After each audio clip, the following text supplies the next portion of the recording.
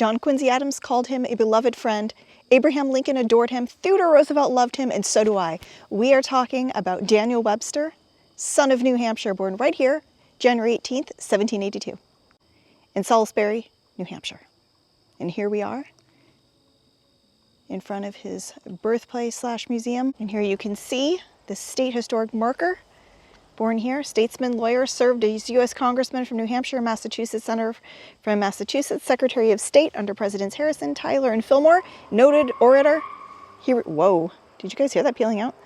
Achieved national recognition in the landmark Dartmouth College case. He died in Marshfield, Mass., October 24th, 1852, and is buried there. He was one of the first men elected to the U.S. Senate Hall of Fame in 1957. There are so many reasons why I absolutely adore Daniel Webster. He's an inspiration and another great American. So this is going to be another part of our Great American series. I've been wanting to come here and do this video for a while, so I'm pretty stoked to be here. Yeah, and a huge supporter and friend of John Quincy Adams, which tells you a lot about the man's character, because John Quincy Adams was only friends with the best of the best. We're talking two amazing Americans. He was said to be one of the greatest orators and lawyers of all time. He served in the Congress and Secretary of State for multiple administrations. Most famous speech ever given in Senate history was a 9-day speech given by Daniel Webster called Second Reply to Haynes, in which Daniel Webster addresses South Carolina Senator Robert Hayne on a land expansion deal. And he was known for his oration. You guys also might remember when we went to the Bunker Hill Monument in the days before the big 250th anniversary, and we talked about the dedication of the monument on its anniversary, and Daniel Webster gave an amazing, famous speech there as well. I mean, he was such a well-spoken guy, and he had such a gift. He had this like incredible, loud, booming voice, kind of in the spirit of George Whitefield, who we talk about a lot on this channel as well. Sometimes, you know, you're just given these gifts and they wielded it for really good purposes. And he was brilliant on top of it, friends with all the right people. And we just drove an hour to get here, said online that they're open for free tours on Sundays, and nobody is here. It is a state historic park, so we are wondering if the government shutdown is to blame for this. It didn't give any information on socials or on the website or anything like that. But we're still going to talk about him and take a look around. He was born here in 1782. That is, of course, just a year before the Revolutionary War would come to an official end. And he is the son of a veteran of both the French and Indian War and the Revolutionary War for independence. New Hampshire boy, through and through. Do you guys remember when we went to Phillips Exeter Academy? He attended the now always very prestigious Phillips Exeter Academy, and then attended Dartmouth College. Daniel Webster was married twice. He had 5 children. Sadly, one of his children passed away in the Civil War at the second battle actually, of Bull Run in Virginia, and another son passed away during the Mexican-American War. So their family, just a huge legacy of service to these United States. Daniel Webster passed away at the age of 70. You know, he lived for a time in Portsmouth, New Hampshire. He was born here. He lived in Massachusetts. A statesman, you know, his entire life.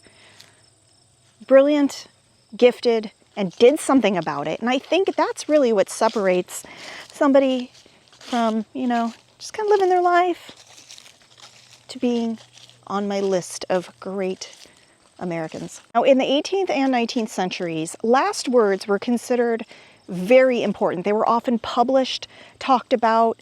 It would have been kind of like a statement on your entire life, a cap on a life well lived, or maybe in some cases not even well lived. And it is well known that Daniel Webster, on his deathbed, before he took his very last breath, said, "I still live." I have no doubts that that's true, and that Daniel Webster may have changed locations, but like a lot of great Americans, he does indeed live on. Let us develop the resources of our land, call forth our powers, build up its institutions, promote all its great interests, and see whether we also, in our day and generation, may not perform something worthy to be remembered.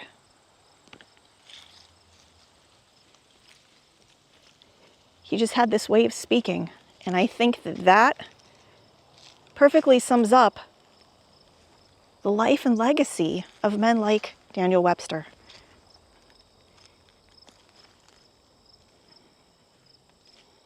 I'm really bummed that it's not open. I thought we're finally going to get in. It's beautiful out. So we will move on. See what else we can see. It is prime leaf peeping season, and traffic going the other way down the highway was pretty legit. People from all over the world are descending upon New England right now to take in our color. And as we go more north, I'm sure that the color is popping right now. But we definitely wanted to bring this piece of the New Hampshire story to you guys. So sorry that this did not end up being as long as I hoped and the day didn't go as I hoped. Sometimes that happens, but we are going to go and do some other fun things and take in some more history. But that is a summary of the life of Daniel Webster, and there's several books you can read on his life. He's also included in Theodore Roosevelt's History of America, I think it's called. I'll get it out, and if that's not it, I'll correct it here. It's a great read on great Americans, a lot of them that I talk about, and who would know better than Theodore Roosevelt himself. You can also always go on to the Library of Congress.com and find speeches for yourself and original documentation. It's all for free to read online. It's another great firsthand resource. We're also very close to the birthplace and I believe final resting place of another great American and historian whom I love, named Charles Carleton Coffin. He was an incredible historian who got his start during the Civil War, being a war correspondent, actually considered the first war correspondent, and went on to write incredible books on the history of America, the Civil War, and on the founding era. And I often get people saying to me, "Hey Elizabeth, what should I read if I want to know more about American history, and particularly the Revolutionary War?" And I say, The Story of Liberty by Charles Carleton Coffin is an excellent read, easy read, fun read, and gives a really good snapshot at the early days of America, how we got to where we are, the sacrifices made, and some of the incredible stories of the Revolutionary War. So highly recommend. I want to dedicate a video to him. We'll do that a different day, but I didn't want to go without, whoa, I'm getting attacked by a bug. Bugs love me, without mentioning that he was also from this area. It's a beautiful historic part of New Hampshire. We're about a half an hour from the capital, Concord, and it took us an hour to get here from our house. So we're gonna go exploring and see some more stuff, and I'm also completely getting attacked by bugs, so let's move on. Also, we can hear music like on a loudspeaker coming from somewhere over here. And Kay said, "I think there's a church service going on." And I said, "No, I don't think so." And he's like, "What do you mean? I hear singing." They were singing Uptown Girl. That would be a very strange church that sings Uptown Girl as part of their praise and worship. I don't even know what else to say about that. All right, guys, we drove up the highway about another 30 minutes and have arrived in beautiful Canterbury, New Hampshire at the Canterbury Shaker Village. It's a very unique place to visit, and I think somebody has a sense of humor because you actually take Baptist Road to Shaker Road to get here. Those are like the cross streets, and I was like, either that's really funny or some Baptist people came in and said, "Roar," like, Shakers, we're not going to let them get away with that, so we're going to one-up them and we're going to name it, you know, Baptist Road. Or maybe they were thinking they were purifying it. Who really knows? Baptist, definitely a more mainline denomination than the Shakers. Shakers, very, very interesting history, interesting buildings, famous way of making furniture. We're going to talk about that, take a look at the village here on a beautiful, beautiful fall day, and see what we can see. I guess I'll start by saying that if nothing else, this is all very interesting. Hey guys, this is 1,700 acres originally of space here for the Shaker community. This was completed in 1792. The Shaker religion came about in the 1740s, started in England, and they were too welcome there. So they came over to New England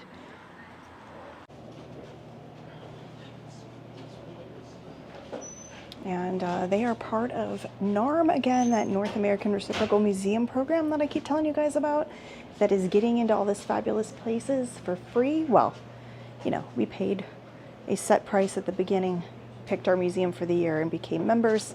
But once you pay the initial price, so many amazing historic sites and museums across this country are included in that price. So we only paid the once, and this was included, which is awesome. Going self-guided here.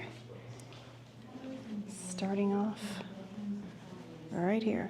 This is a very interesting, very specific denomination / group of people. It is a religion that is certainly not flourishing, although Kay made an interesting point that they have recently doubled their attendance because the only place that is still an active Shaker congregation is up in Maine. A large Shaker Village up there, and as of 2 years ago they had only 2 people left, and 2 more people just joined, so they've doubled their congregation size in the last year. They have a total of 4 active members of this Shaker religion left in the entire world. Not such a success story, but again, definitely very interesting. So this is where we are. And this is all the structures that they had when this place was a flourishing Shaker community.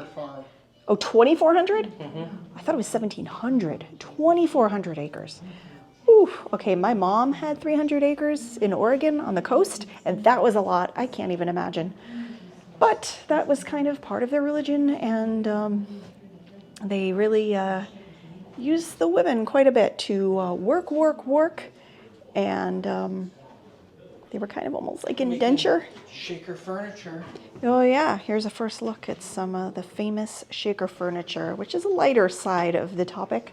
They are very well known for, but that also comes into play with their beliefs, the clean lines and asymmetry of it. They believe that everything should be asymmetrical and have clean lines. Kind of bizarre, but again, very interesting. And they do make very prized, beautiful furniture. Original antique pieces can fetch a very high price on the antique market. This building we're in was the carriage house. For a while, well, when I was homeschooling the boys, you know, we did a lot of history, we did a lot of church history, we did a lot of social studies, American historic sites, things like that, sprinkled in, and we talked about furniture. So we talked about, homeschooling was so fun because you can get really specific and talk about all sorts of things. And we kind of, for a while, were fascinated by these Shakers. And I remember watching documentaries with the kids, and our oldest in particular, Nathan, he had this whole thing he used to always talk about. Used to crack us up. It was so funny and cute. He would say that his whole dream was to move to Maine, and this is when we lived in Washington State. He wanted to move to Maine, infiltrate the Quakers up there, join, act like he really was serious and that he wanted to join, and like infiltrate it and kind of do like a social experiment and see if he could like join the group and like make them believe that he was serious about it, even though he wasn't.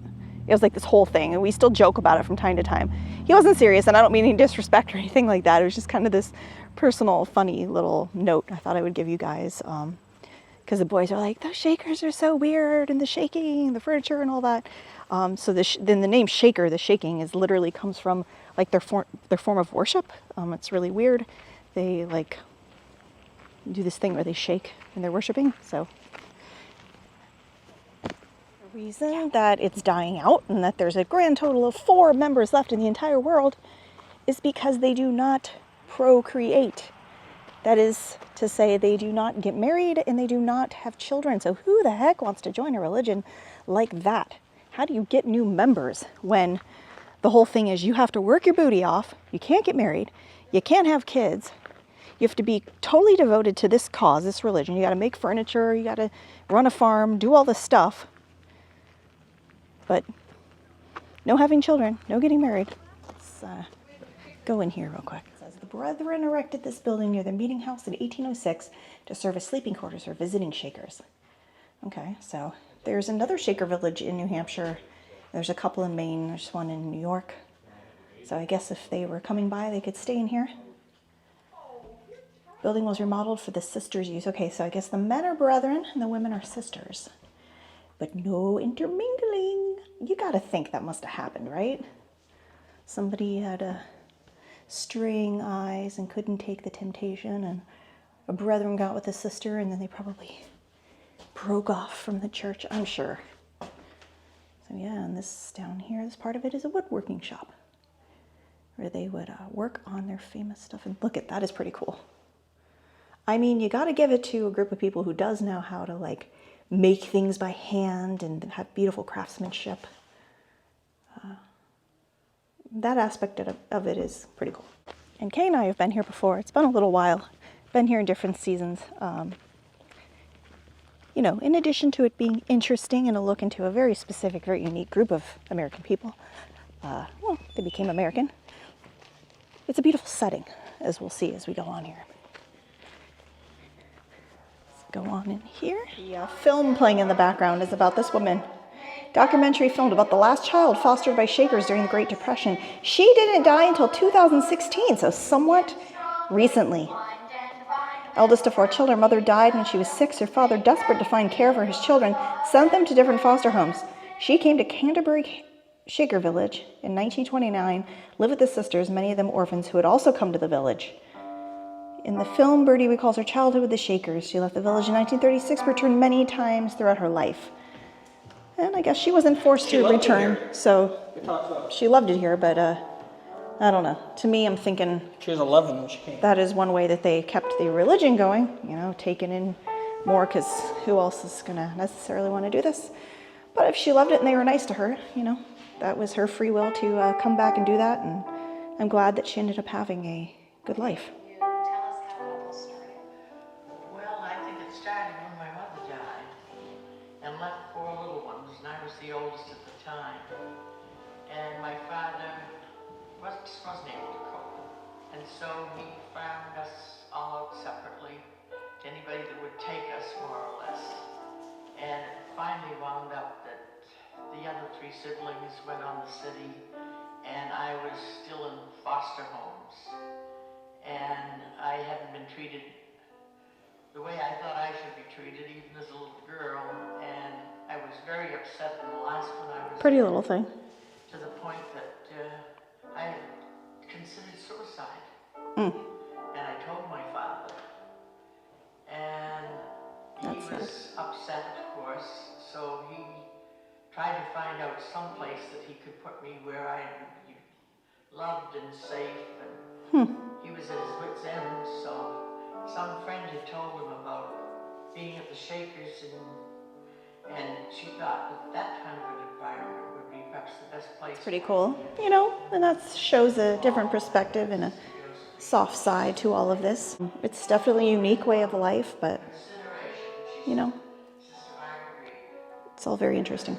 So there was a man here, Benjamin Witcher, and he built a home here, attended a nearby service, and became convinced that the Shakers had it right, religious-wise, that this was the way to do it.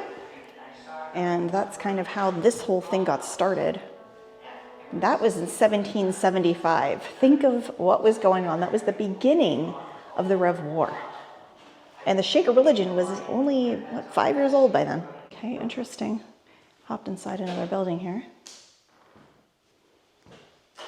We have a sewing machine much like this from Kay's grandma.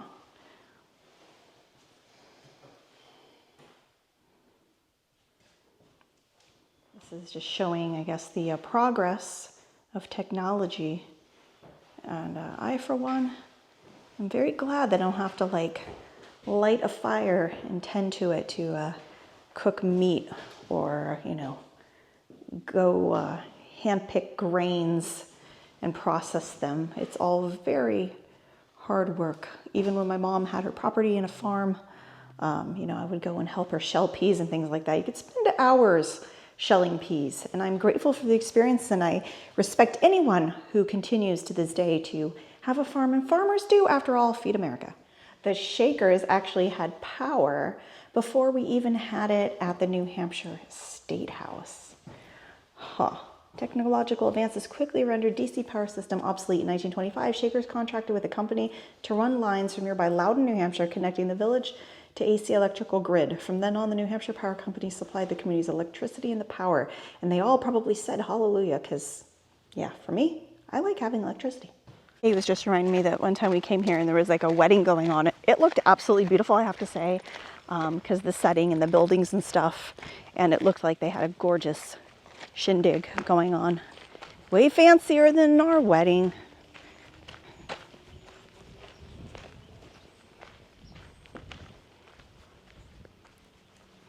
It's very peaceful and beautiful here.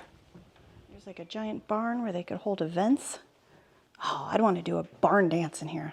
I don't know if they were into that. Canterbury Shakers use wood and lots of it for much of their 200-year history, from constructing buildings and furniture to cooking food, providing light and heat, and powering industries. Wood was essential to the community's life. Brethren and hired men harvested wood from designated lots.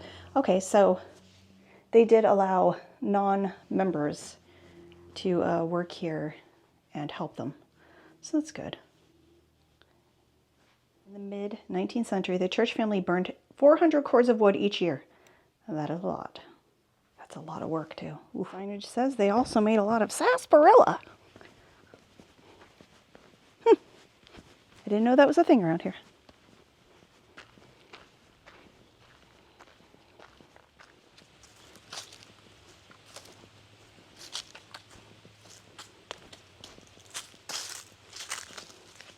What are you doing? So the snap shows you what year everything is built. Oh, nice. By the way, my peeps, it's 81 degrees. It is so weird. My friend and I were just talking about how like we can't wear our cute fall sweaters and like our leggings and all of our fun coats and stuff because we're still having to wear like summery clothes because it's been so hot. The temperature is going to change next week and be more fall-like, but still sunny, which is amazing. Although we could use a little bit of rain. And I really shouldn't complain because pretty soon it's going to get freezing. And we'll be hitting the ice runway again before you know it. Freezing our booties off. So I really should just probably be enjoying this. But it's just crazy that it's 81 degrees. The beginning of October in New England. But if this doesn't look like we just stepped into a beautiful American New England fall dream, I don't know what does. Look how peaceful and beautiful this is.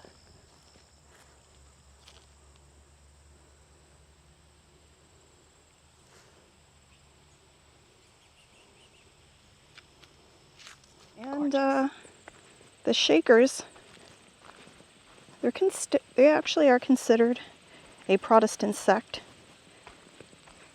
And it's actually 1747 that they were founded. I guess it'd be more fair to say that at their founding they were kind of based on Protestant denominations. But I would say that as their beliefs developed, I would not lump them in with any sort of mainline Protestantism. They do share the basic tenets of Protestant denominations, but I will say that they definitely diverge at not getting married, having children, and things needing to be asymmetrical. Sorry, I don't mean to laugh. It's just, again, very interesting. And it was started by a woman named Anne Lee from Manchester, England. And she was the one who actually brought the Shaker religion here to New England. And I should point out that before they came to New England, the very first congregation was actually in New York.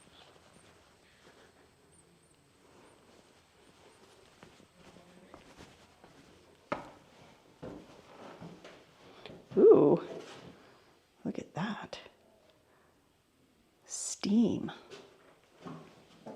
Soon after the village's founding in 1792, the Canterbury Shakers, like their New England neighbors, adopted and built machines to replace labor once done by hand. Smart.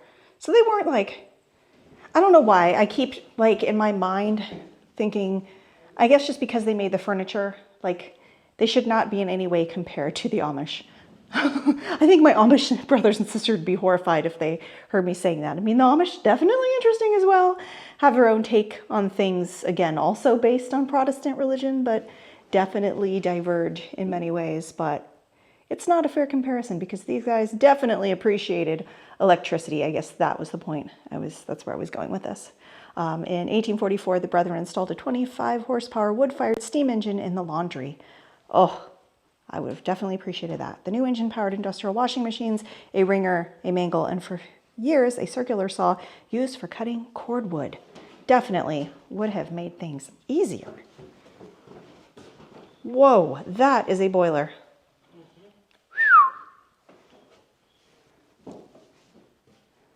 Nice and cool in here. And, I don't know if I mentioned, but the congregation that's still active, the only one around, that's Sabbath Day, Maine. It'd be really fun to go there someday and take you guys. I think we should put that on the goal list. At its peak, there was one time 4,000 members of the Shaker religion. Now, down to 4. And then there was 4. Bum, bum, bum. 1920, there was only 12 Shaker communities. So, you know, it only took less than a couple hundred years for this religion to start to really die off. But again, I think where they went wrong is saying, you know, no getting married. The other thing that definitely separates them from other mainline Protestants is that, and this isn't my opinion, guys, I'm telling you what they believed and what the facts are. Do what you will with the information that I give you. Is they believed in something called the duality of Christ. And they're kind of like the original women's liberation movement. That is, they believed that God was both male and female, and that female and male were equal and could take the same kind of positions within the church and spiritually. Actually believe that Anne Lee, who they called Mother Anne, that Mother Anne was actually the female embodiment of Christ, and that her arrival and founding of the church marked the second coming of Christ. So I guess my question would be, that did not come to fruition, so now what and why? Yeah, I know everybody's got different theology. I'm just telling you what they believed. Again, do with the information what you will. Definitely not a part of my belief system. However, again, very interesting. And, you know, this is a historic site. Facts are facts. I'm here. I'm giving you the whole story.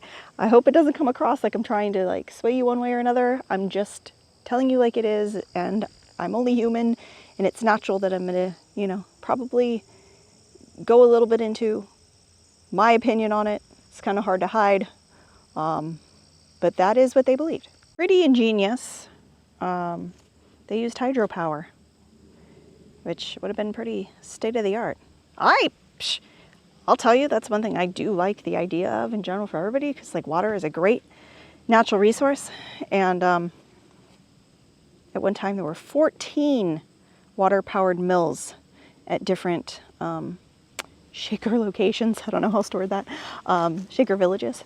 And none of them are around anymore.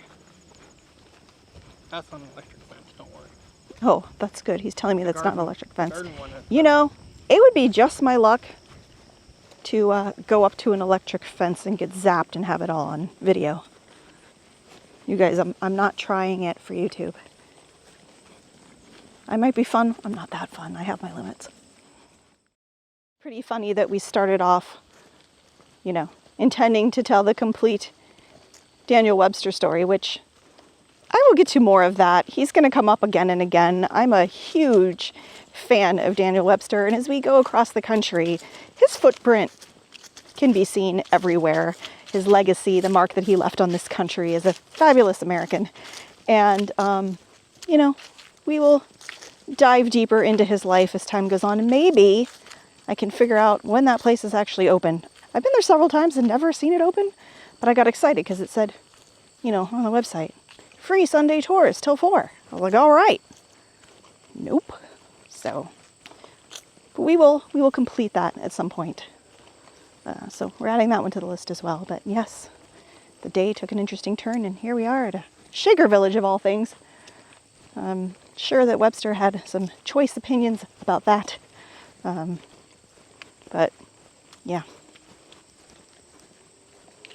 Daniel Webster had choice opinions about a lot of things, and if I know him, and I think I do, there'd be some serious eye rolling going on. Daniel Webster actually tried different churches throughout his life, by the way. He was a Christian man, but really, you know, every church tries to claim him, which is kind of funny. At the end of the day, he was a Congregationalist. It's pretty well documented that old school mainline Congregationalism is most aligned with what he believed. But he talked a lot about faith and God, and that makes sense. Definitely different than the Shakers. I did put bug spray on before I walked around here, but this is a very buggy zone by the water. I don't want to go too far into thickets, but this is really pretty. Feels good to be out and walking. Very, very nice. But I am in a skirt. See, that's the other thing. Like, you're going to do this sort of thing, but it's too hot for pants. What do you do? It's like cramping my fashion style, you guys. Going up this other side here, see what we can see. I love the crunch of the leaves. How's it looking in your guys' parts of the world, wherever you are? Comment below. How's your weather and how's your foliage?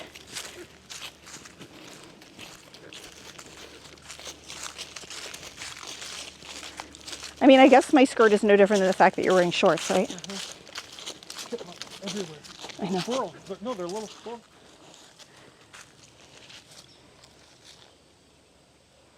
It is beautiful here. I'd love to see a moose. But in order to see a moose, they have to be real. I know they're real. They have to be real in New England. And I'm not convinced. There's an electric fence. I will not be touching. We just said we will definitely visit the other Shaker Village in New Hampshire, and hopefully the one in Sabbath Day, Maine, where they actually have people still living and working like they did. One of the oldest buildings from the original Shaker Village. This is a syrup shop where they would make maple and sarsaparilla and other things. Those who may not know, sarsaparilla comes from a root. It's similar to, you know, the main ingredient in root beer. You can find sarsaparilla sodas and candies and things like that.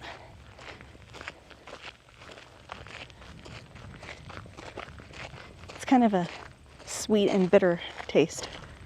So what did you guys think of that? Pretty interesting, right? Very different.